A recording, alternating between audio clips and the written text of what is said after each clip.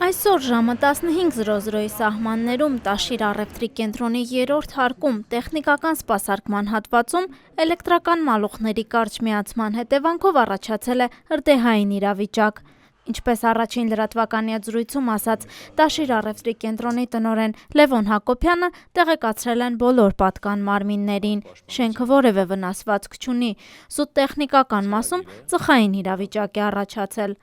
Իրականացրել ենք տնտեսվարողների և շահառուների տարհանում, որպեսզի համապատասխան խմբերը աշխատանքային կարողանան հանգիստ պայմաններում ուսումնասիրեն և պարզեն պատճառները։